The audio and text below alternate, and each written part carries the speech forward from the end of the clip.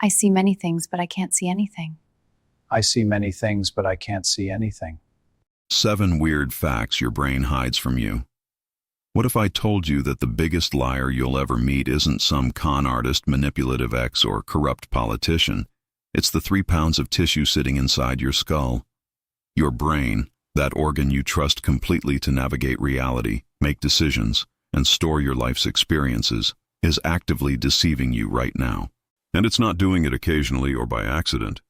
It's a constant, sophisticated operation happening 24/7 without your permission or awareness.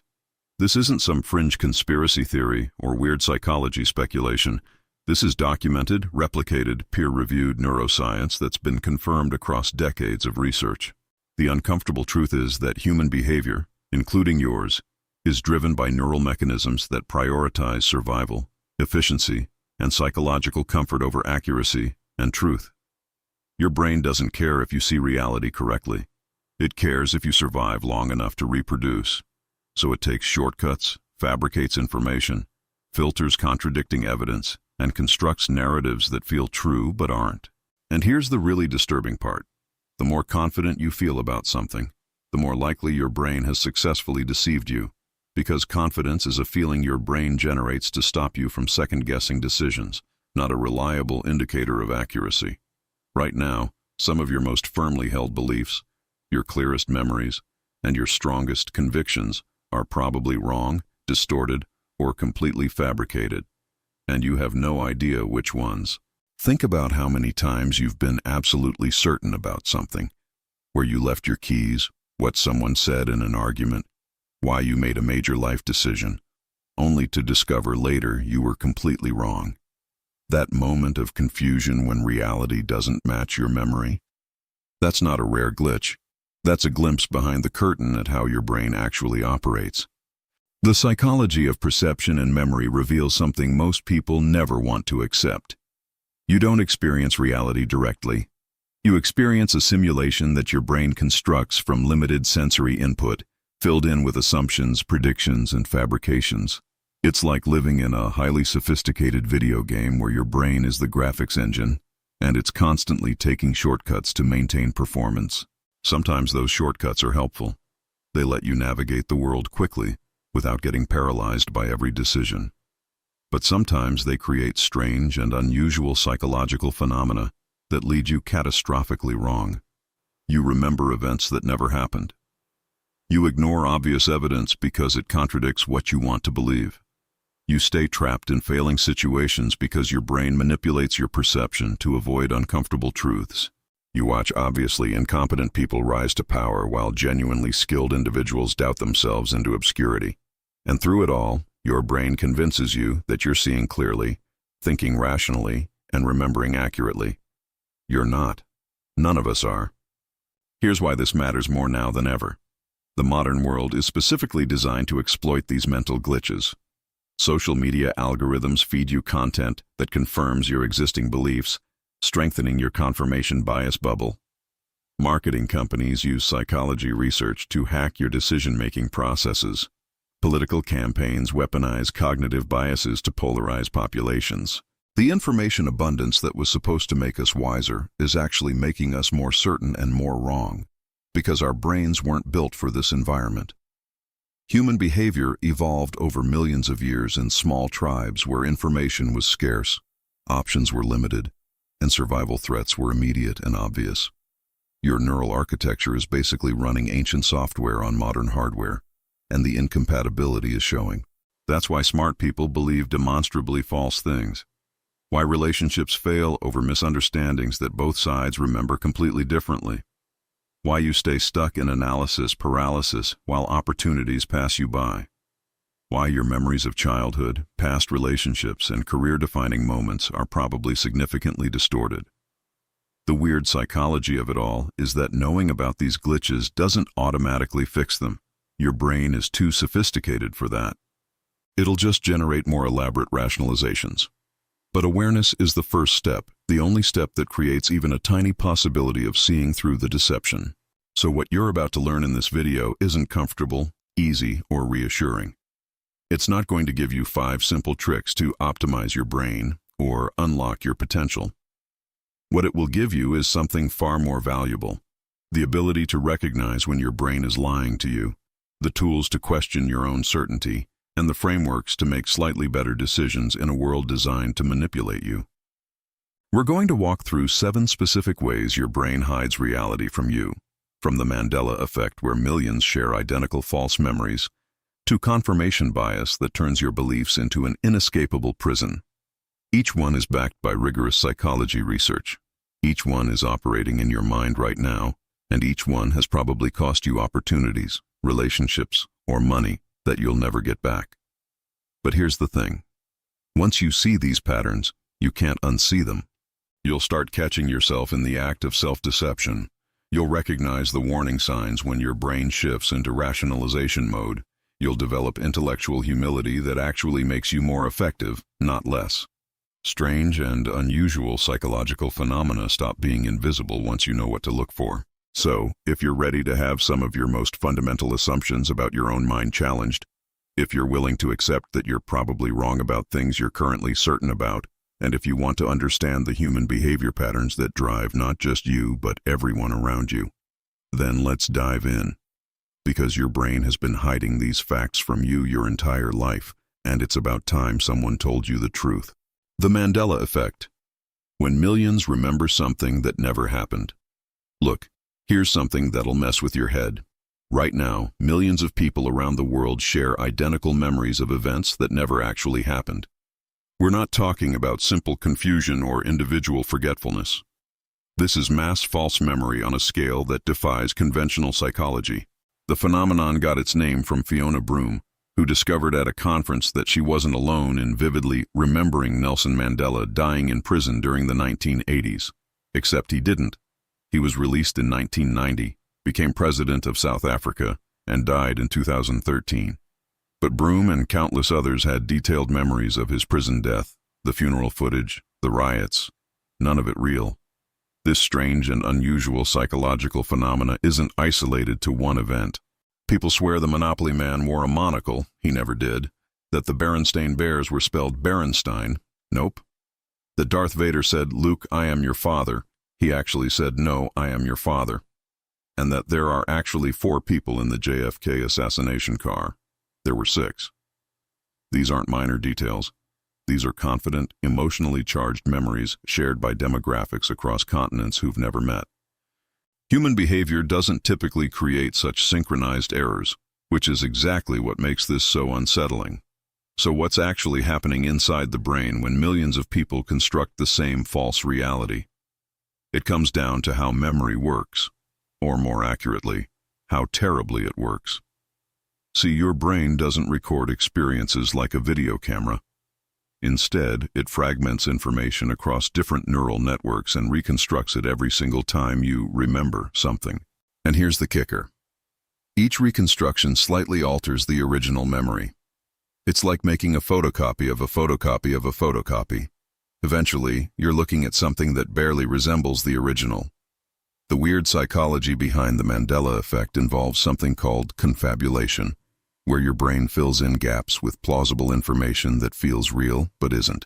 Mix that with social contagion, the tendency for beliefs to spread through populations like viruses, and you've got a recipe for collective false memories. When someone mentions the Monopoly Man's monocle, your brain quickly scans for similar wealthy cartoon characters. Mr. Peanut, who does have a monocle, merges the concepts, and suddenly you've got a crystal clear memory of something you never actually saw. The confidence you feel isn't evidence of accuracy. It's evidence of how convincingly your brain lies to you.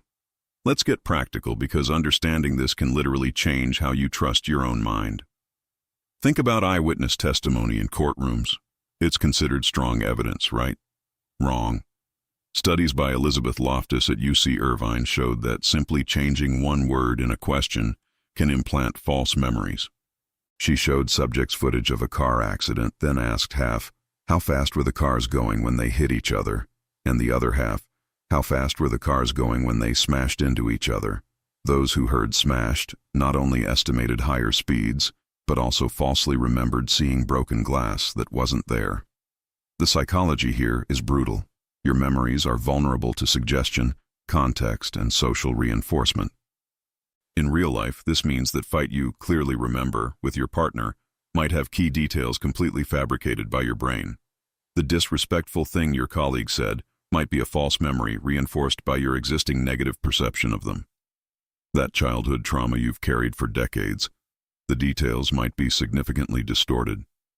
This isn't about dismissing experiences, it's about recognizing that human behavior includes unconscious memory manipulation. And here's where it gets really wild. Some researchers propose the Mandela effect could reveal something fundamental about consciousness and reality itself. Stick with me here.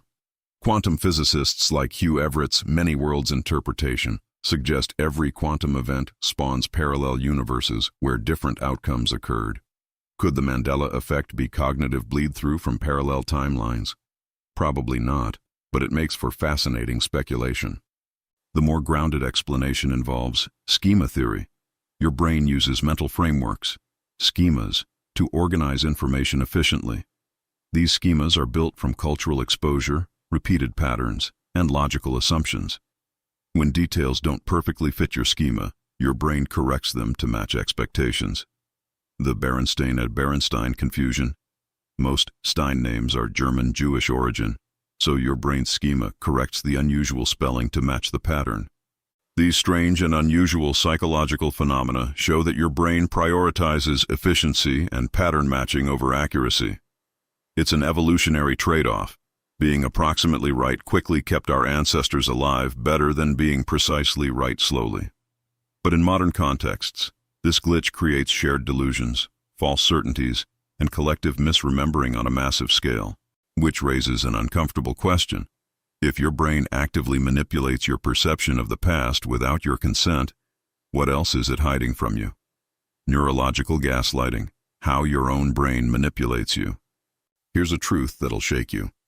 The most effective gaslighter in your life isn't your toxic ex, your manipulative boss, or that friend who twists every story. It's your own brain. While we usually think of gaslighting as something one person does to another, making them question their reality and sanity, neuroscience has revealed something far more disturbing.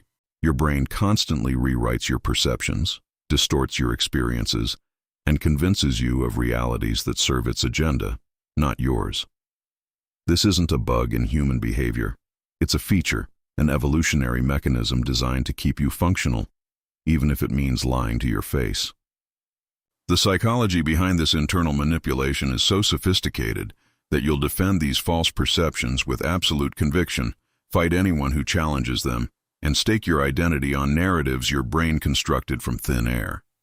Unlike external gaslighting, where you might eventually catch on, neurological gaslighting is invisible because the gaslighter has complete access to your thoughts, emotions, and memories.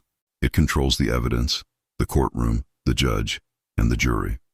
You're not just the victim here, you're also the unwitting accomplice. And the worst part? Right now, as you read this, your brain is deciding which parts to accept, which to dismiss, and how to frame this information in ways that protect its existing worldview. Let's break down exactly how this strange and unusual psychological phenomena operates. First up, motivated reasoning, where your brain reaches the conclusion it wants before examining the evidence. Say you buy an expensive car you can't really afford. Your brain immediately starts generating justifications. It's an investment. I deserve it. The safety features are worth it. Any contradicting information gets filtered out or reframed. Someone mentions the car's poor reliability ratings. Your brain whispers, they're just jealous, or those studies are probably biased. This isn't conscious lying. Your brain genuinely believes the rationalization it created. Then there's change blindness, a glitch where your brain literally fails to register obvious changes in your environment. In famous experiments, a person asking for directions gets momentarily blocked by workers carrying a door, and during that split second, a completely different person takes their place and continues the conversation. About 50% of people don't notice the switch. Their brain filled in the continuity automatically. In real life, this means your brain is constantly deciding what's important enough to notice, and you're completely unaware of the filtering. I'm lost. Life is full of holes. I'm lost.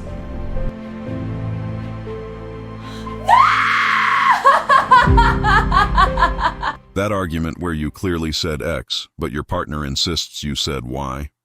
Both of you might be right about what you remember and both wrong about what actually happened. Now here's where it gets properly disturbing. Your brain actively protects you from cognitive dissonance by manipulating your perception of your own actions. Psychology researchers call this self-serving bias and attribution error. When you succeed, your brain attributes it to skill and character. I got promoted because I work hard. When you fail, it blames external factors. I didn't get promoted because my boss plays favorites. But when other people succeed, your brain flips it. They got lucky, or they kissed up. When they fail, they didn't work hard enough. This asymmetry isn't conscious prejudice. It's your brain protecting your self-concept from threatening information. Real example. A study asked people to rate their driving skills. 93% rated themselves above average, which is statistically impossible. Even people who'd recently caused accidents rated themselves as above average drivers. Their brains explained away the crashes as flukes, bad luck, or someone else's fault. Another example. People in failing relationships often can't see it until after the breakup, when suddenly all the red flags become obvious in retrospect.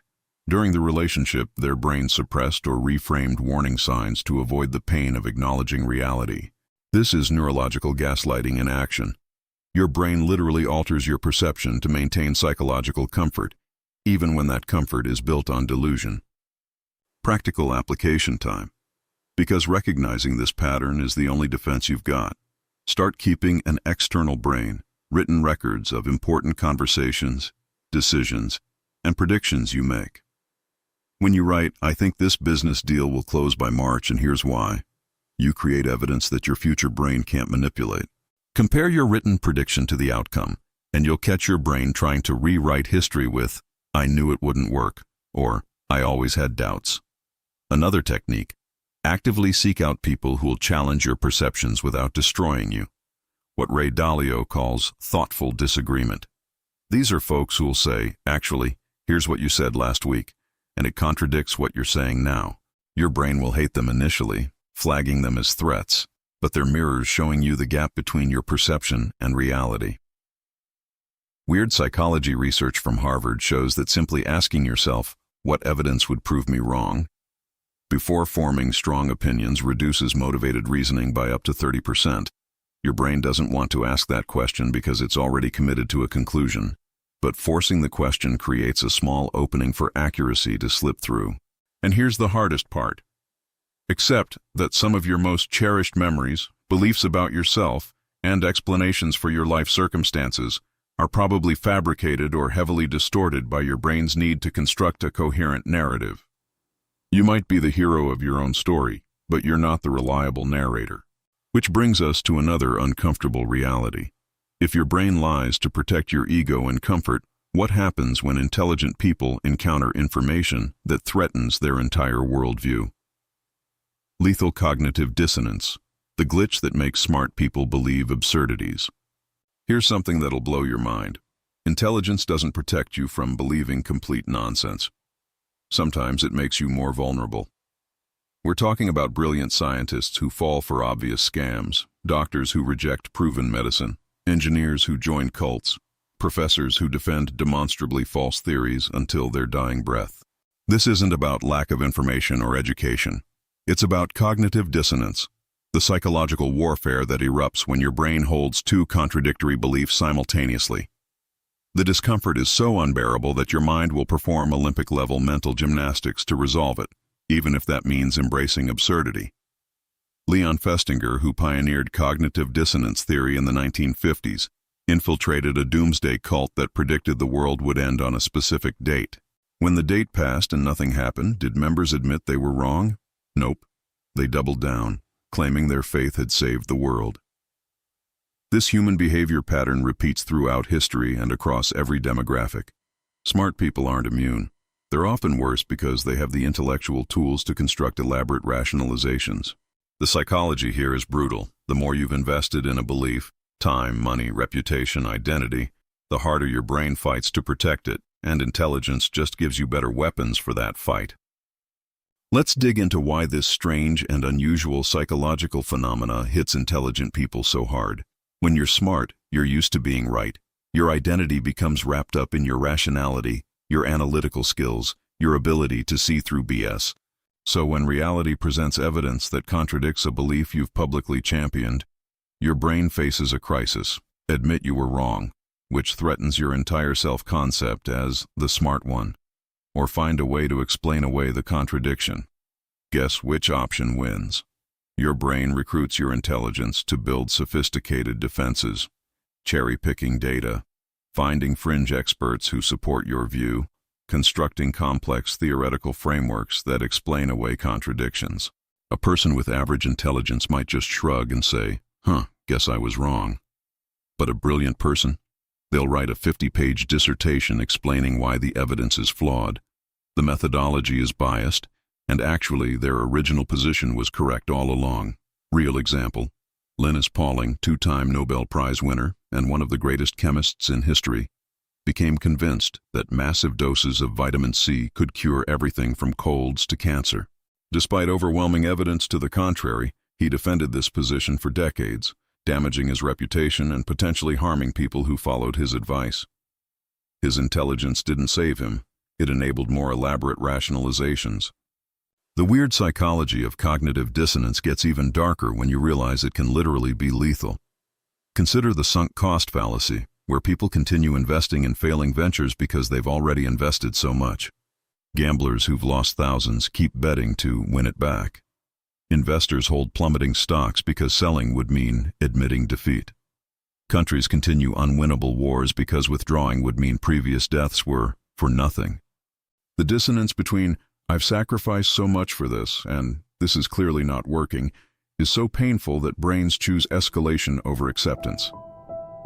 We need to renew the blood.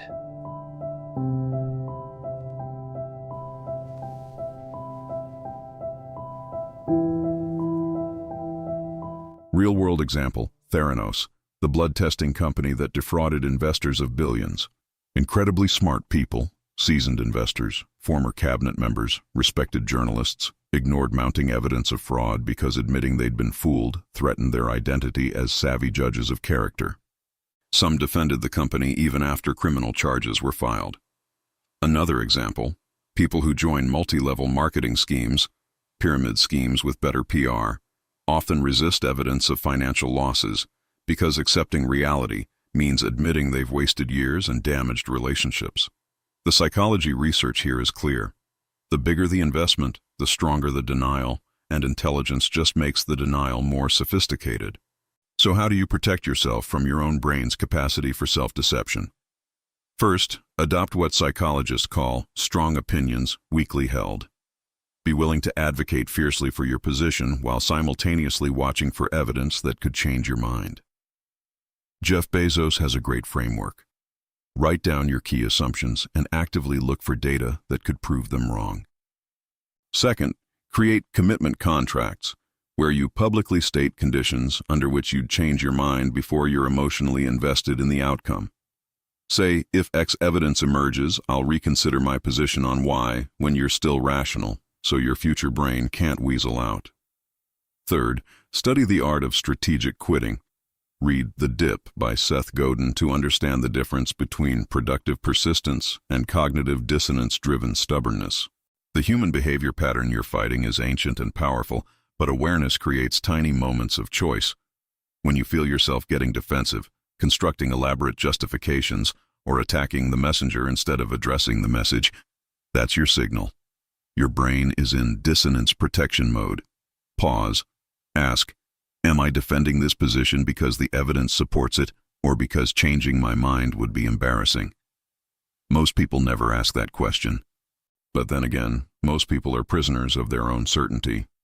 And speaking of certainty, there's a special category of people whose confidence vastly outstrips their competence, creating a whole different kind of psychological disaster. Reverse imposter syndrome. When incompetents think they're geniuses. You know what's more dangerous than someone who doesn't know anything? Someone who doesn't know anything but thinks they know everything. Welcome to the Dunning-Kruger effect, one of the most devastating glitches in human behavior ever documented. In 1999, psychologists David Dunning and Justin Kruger discovered something that explained so much about why the world is the way it is.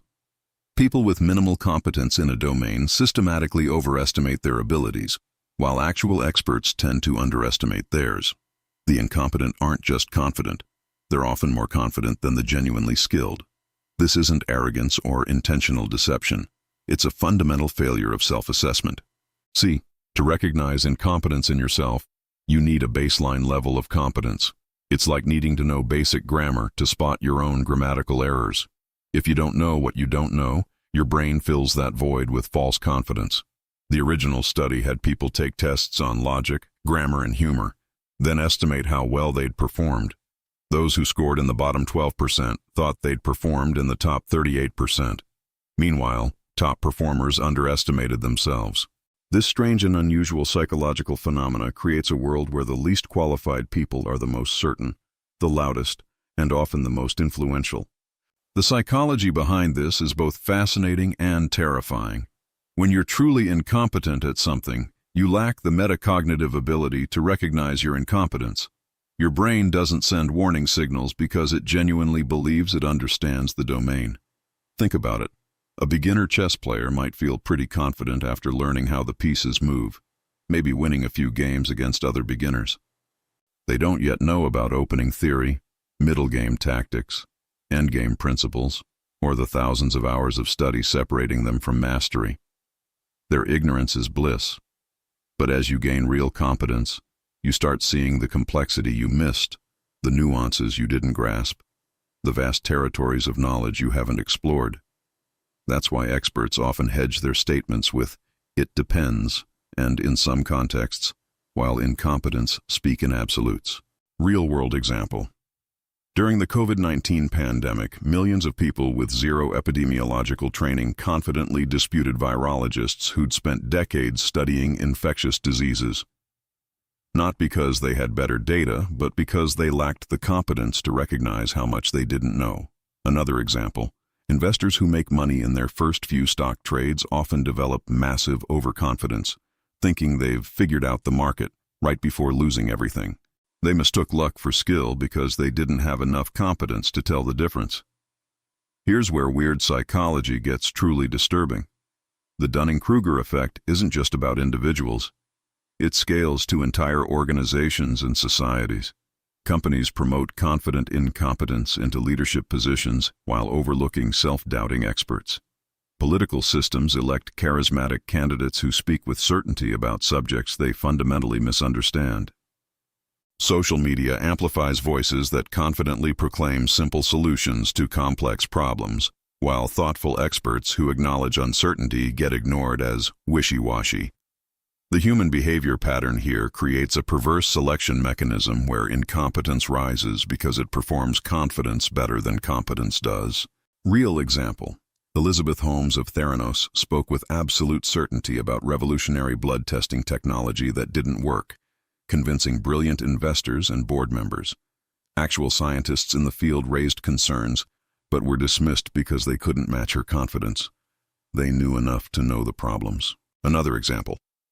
The 2008 financial crisis was partly caused by risk managers who didn't understand the complex derivatives they were modeling, but whose mathematical confidence convinced everyone else they had it figured out.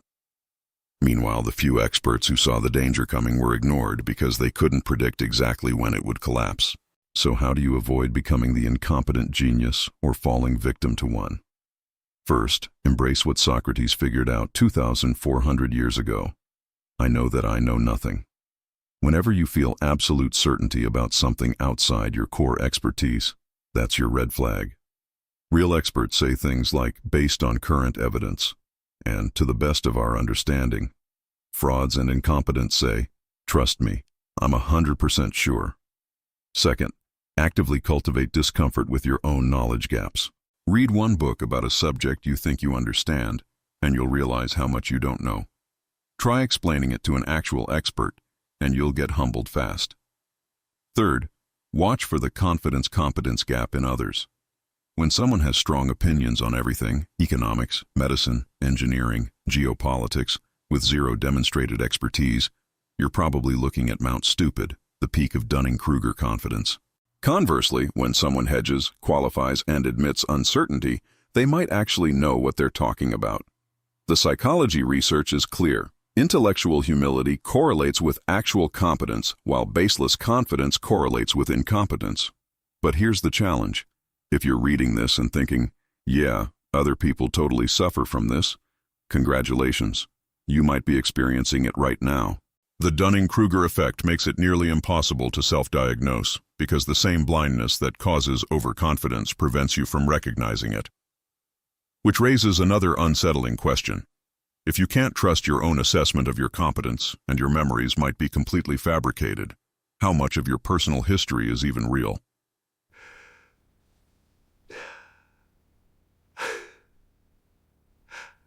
False photographic memory. How you invent your own history. Here's a fact that'll fundamentally change how you view your own life.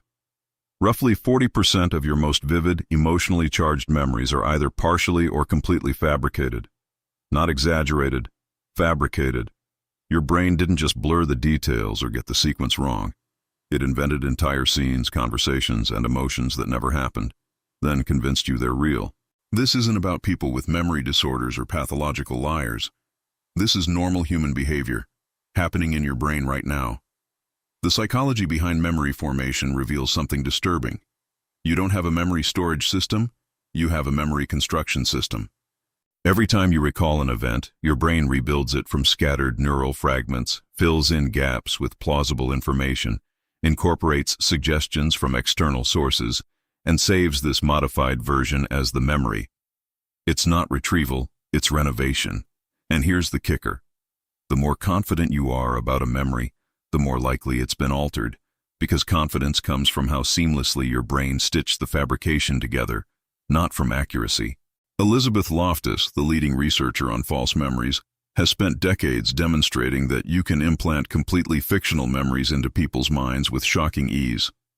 In one famous study, she convinced 25% of participants they'd been lost in a mall as children, an event that never happened, just by having family members casually mention it and asking them to try to remember more details.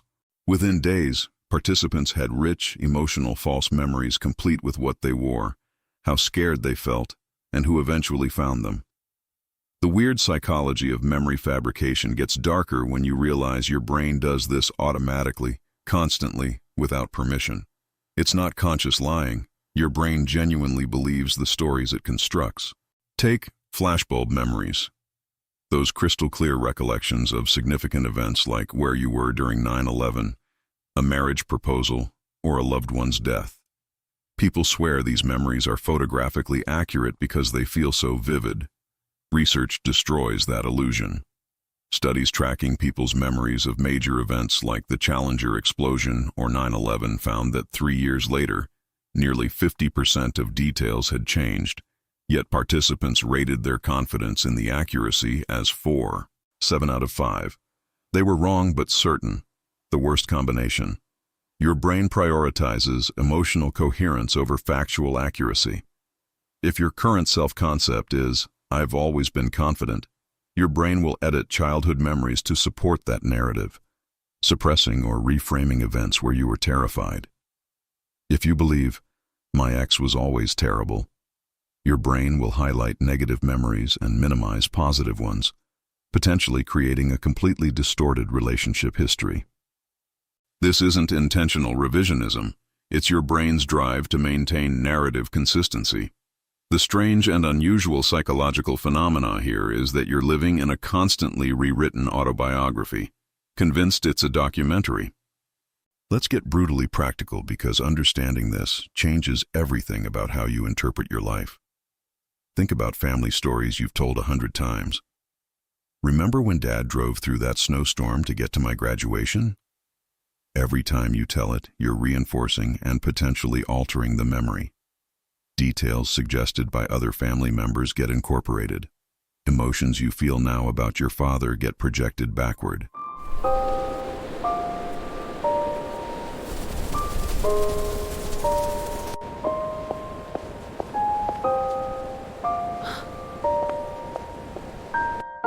Within years, you might be remembering things that never happened or missing crucial details that did.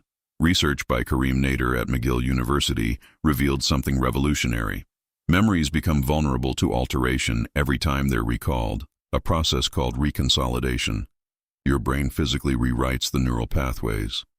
So that traumatic breakup you've replayed 1,000 times, you're not accessing the original event anymore. You're accessing the most recent reconstruction, which is generations removed from what actually happened. Real example. Criminal investigations regularly uncover false confessions where innocent people remember committing crimes they didn't do after intensive interrogation. The psychology isn't mysterious.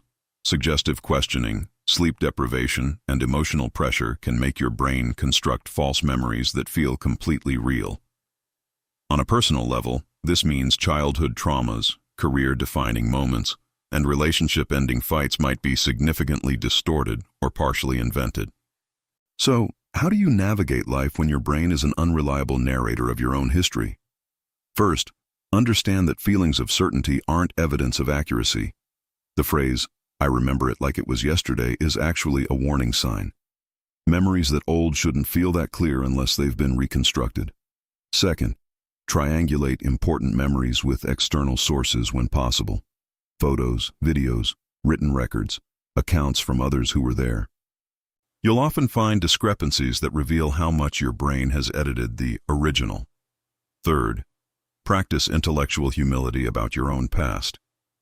When you catch yourself saying, "This definitely happened exactly like this," add a mental caveat. Or at least this is how I remember it now. The human behavior pattern you're fighting is millions of years old. Brains evolved to create functional narratives, not accurate historical records. Your ancestors survived better by learning patterns and maintaining motivating self-concepts than by cataloging precise details. But in modern life, this glitch causes relationship conflicts. You said, no, you said, workplace disputes, legal injustices, and personal identity crises built on foundations of false memories. The most unsettling part? You can't trust even your most vivid memories, which means your entire sense of self is built on potentially unreliable information. And if you can't trust your memories, and your brain actively manipulates your perceptions, how are you supposed to make important decisions when you're already drowning in information? Analysis, paralysis, the mental bug that freezes decisions. Here's a paradox that'll make you question everything about modern life. Having more information and more options doesn't make you better at deciding. It often makes you worse, sometimes catastrophically so. This is analysis paralysis, the psychological quicksand where your brain gets so overwhelmed by data, alternatives, and potential outcomes that it freezes completely, unable to commit to any decision at all. And we're not talking about small delays. This strange and unusual psychological phenomena can literally paralyze major life decisions for years. People stay in soul-crushing jobs because choosing between dozens of alternatives feels impossible. Singles remain alone because dating apps present infinite options, making commitment to any one person feel like closing doors. Investors miss massive opportunities because they're still researching when the moment passes. The psychology here is counterintuitive.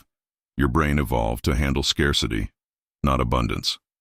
When your ancestor faced two paths through the forest, deciding was straightforward.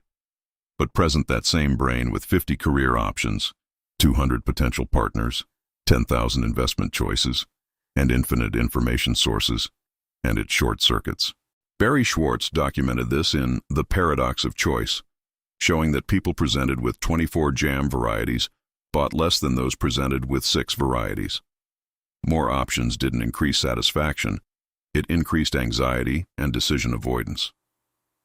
Human behavior in the modern world is increasingly defined by this glitch, where abundance creates paralysis, and paralysis creates regret.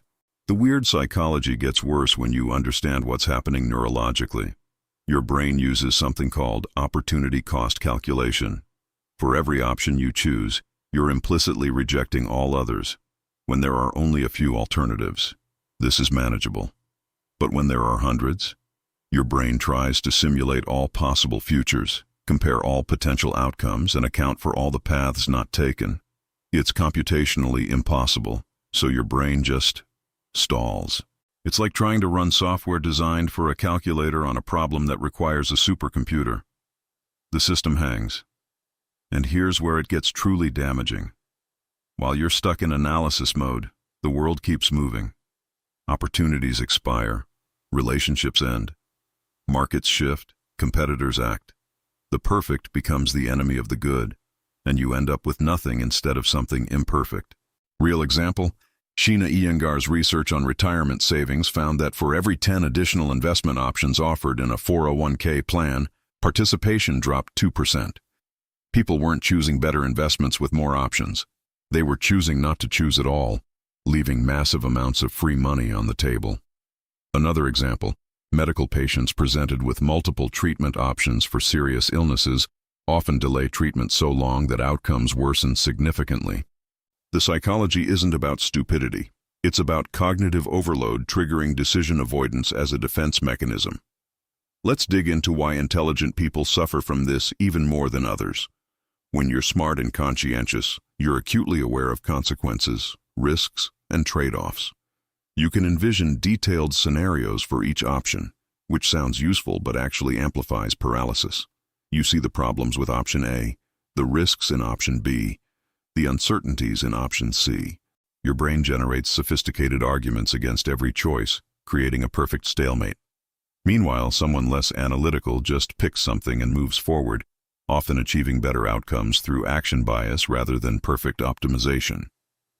This is the satisficer versus maximizer distinction Herbert Simon identified. Satisficers set acceptable criteria and choose the first option that meets them. Maximizers try to find the absolute best option by analyzing everything, and they're measurably less happy with their choices even when objectively better outcomes occur because they're haunted by unchosen alternatives. Real-world example. Steve Jobs wore the same outfit daily not because he lacked fashion sense, but because he recognized that decision fatigue was real, and he wanted to preserve mental energy for important decisions. Mark Zuckerberg does the same. They understood that human behavior includes a finite decision-making capacity, and wasting it on trivial choices depletes resources for critical ones. The psychology research backs this up. Decision quality deteriorates significantly after making multiple decisions, regardless of importance. So how do you escape analysis paralysis when you're drowning in information and options? First, embrace good enough decision-making for everything except truly critical choices. Use the 10-10-10 rule from Susie Welch. Will this matter in 10 minutes, 10 months, 10 years? If not in 10 years, spend 10 minutes deciding, not 10 hours. Second, set artificial deadlines and constraints. Give yourself permission to choose any good option rather than the best option. Research shows that arbitrary constraints actually improve decision quality by forcing focus. Picking a restaurant from 3 randomly selected options produces more satisfaction than analyzing 50 reviews. Third, recognize that action produces information that analysis cannot. Jeff Bezos calls these two-way door decisions, choices that can be reversed or adjusted. For those, which is most decisions, bias toward action over analysis. Make the best call with available information and adjust as you learn. The strange and unusual psychological phenomena you're fighting is your brain's risk avoidance system misfiring in an environment of abundance. Perfect information is impossible, perfect decisions are mythical, and waiting for certainty guarantees you'll be stuck forever while others move forward with imperfect action. But there's one more glitch we need to talk about. One that might be the most insidious of all. The mental trap that turns your own beliefs into an inescapable prison. Confirmation. Bias blindness. How your mind turns you into a prisoner of beliefs. Here's the ultimate mind trap that explains why changing someone's opinion is nearly impossible, why political divides keep widening, and why you're probably wrong about at least half of your firmly held beliefs. Confirmation bias. This isn't just a quirk in human behavior. It's a cognitive prison where your brain actively filters reality to show you only what confirms what you already believe. Every piece of contradicting evidence gets dismissed, reframed, or never even registers in your conscious awareness. Every piece of supporting evidence gets amplified, remembered, and shared. The psychology behind this is devastatingly simple. Your brain treats beliefs like possessions, and challenges to those beliefs trigger the same neural circuits as physical threats. When someone presents evidence against your political views, your amygdala lights up as if you're being attacked. Your brain isn't processing information objectively, it's defending territory. Charles Lord's famous study in 1979 demonstrated this perfectly. He showed people research on the death penalty's effectiveness. Pro-death penalty folks found the supporting studies convincing and the opposing studies flawed. Anti-death penalty folks did the exact opposite with the exact same data. Both groups became more convinced of their original position after seeing balanced evidence. This strange and unusual psychological phenomena means that more information doesn't lead to convergence on truth. It leads to polarization into increasingly certain, increasingly incompatible realities. The weird psychology gets even darker when you realize confirmation bias operates invisibly. You genuinely believe you're being objective, rational, and evidence-based while your brain is running a sophisticated filtering operation behind the scenes. It's like wearing tinted glasses you can't see or feel. Everything looks normal to you, but you're literally seeing a different color spectrum than someone wearing different glasses. Your brain employs multiple mechanisms to maintain your existing beliefs. First, selective exposure. You unconsciously gravitate toward information sources that confirm your views.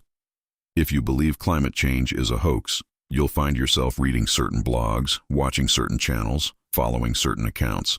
If you believe it's an existential threat, you'll consume completely different media. Both sides think they're doing their research, but they're actually curating echo chambers. Second, selective attention. Even when exposed to contradicting information, your brain literally doesn't process it the same way. Eye-tracking studies show that people spend more time reading headlines that confirm their beliefs and skip over contradicting ones. Third, selective memory. You remember supporting evidence better than contradicting evidence.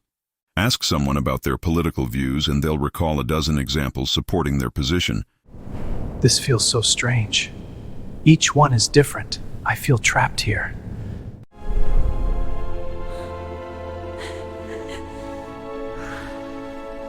But struggle to cite strong counter-arguments, even if they've encountered them repeatedly. Let's talk about real-world consequences because this glitch destroys relationships, careers, and societies. In relationships, confirmation bias creates self-fulfilling prophecies. If you believe your partner is selfish, you'll notice every self-centered action and explain away every generous one as having ulterior motives. Your partner, feeling constantly criticized, becomes defensive and actually behaves more selfishly, confirming your belief. The psychology here creates a feedback loop that can end relationships that might have been saved with more objective perception. In investing, confirmation bias causes catastrophic losses. An investor who believes in a company will interpret every data point through that lens. Declining sales become temporary setbacks. Executive departures become addition by subtraction. Competitor gains become unsustainable. They hold losing positions way too long because their brain won't process contradicting evidence. Real example, during the 2008 financial crisis, many real estate investors ignored obvious warning signs, rising foreclosures, tightening credit, declining prices, because they believed real estate always goes up. Their brains filtered out contradicting evidence until they lost everything. Another example, medical misdiagnosis often results from confirmation bias. A doctor forms an initial hypothesis about what's wrong, then unconsciously filters subsequent symptoms to fit that diagnosis, missing alternative explanations until it's too late. Human behavior in every domain suffers from this glitch. So how do you escape a mental prison you can't see? First, actively practice steel manning instead of straw manning. Don't just seek the best arguments for your position. Seek the best arguments against it and engage with those seriously. Make yourself articulate the opposing view so convincingly that someone holding that view would agree with your characterization. Your brain will resist this because it feels like betrayal, but it's the only way to see through the filter. Second, use the ideological Turing test proposed by economist Bryan Caplan. Can you argue the opposing position well enough that observers can't tell you don't actually hold it? If not, you don't understand the issue well enough to be certain of your position. Third, build relationships with thoughtful people who hold different views and actually listen to them without constantly formulating counter-arguments in your head. The psychology research is brutal. Simply exposing yourself to opposing views without genuine openness makes polarization worse, not better. You need intellectual humility, the recognition that you might be wrong, that smart people can disagree, and that your confidence level should match the actual strength of your evidence, not the strength of your emotional attachment to being right. The strange and unusual psychological phenomena of confirmation bias means your brain actively works against truth-seeking in favor of belief-defending. Breaking free requires constant vigilance, uncomfortable honesty, and the courage to admit that some of your most cherished beliefs might be built on filtered, biased, or incomplete information. And that realization that your brain has been deceiving you in all these ways raises the ultimate question: what are you going to do about it?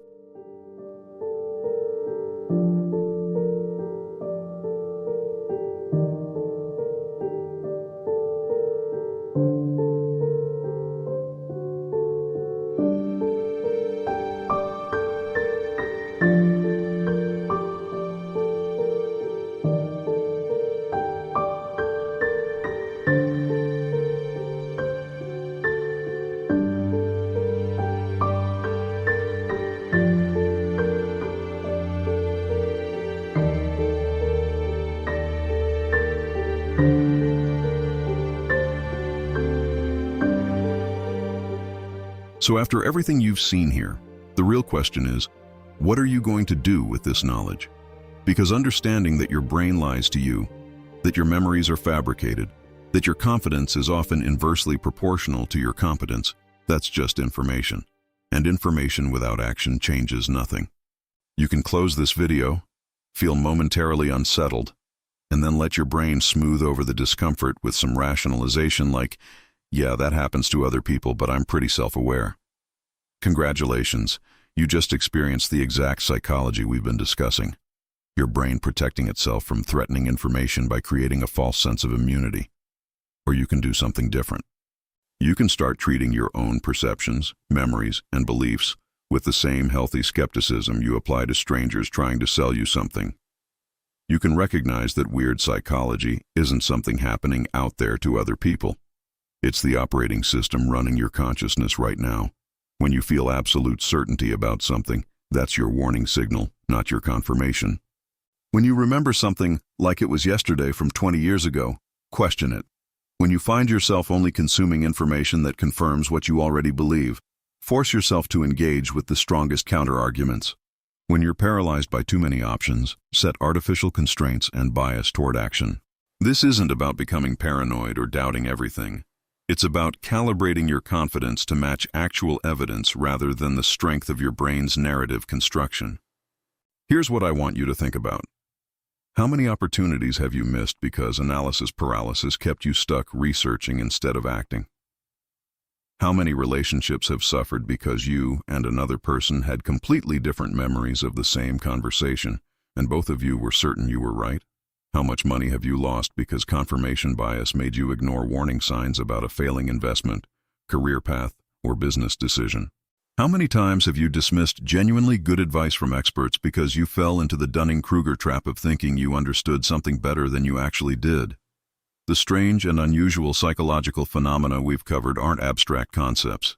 They've already cost you. They're costing you right now. Every day you operate under the assumption that your brain is showing you reality accurately is a day you're making decisions based on distorted information. And here's the brutal part. You can't opt out. You can't turn off these mental glitches.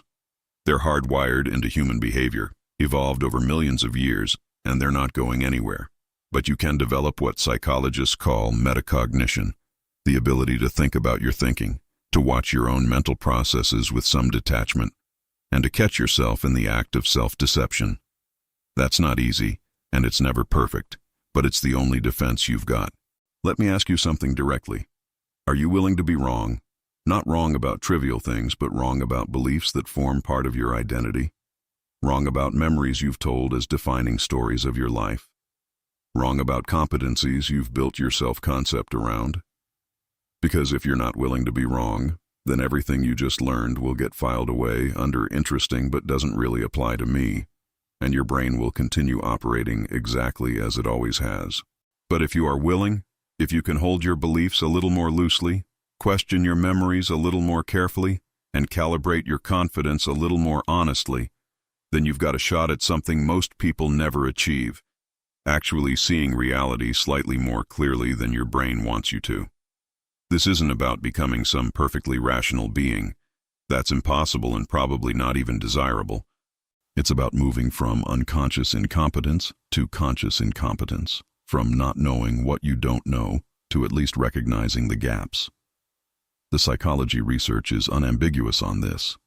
Intellectual humility, the ability to admit uncertainty and update beliefs based on evidence, correlates with better decision-making, stronger relationships, and more accurate worldviews. Arrogant certainty feels good, but it's usually wrong. Uncomfortable uncertainty feels bad, but it's usually honest. So here's what I want you to do.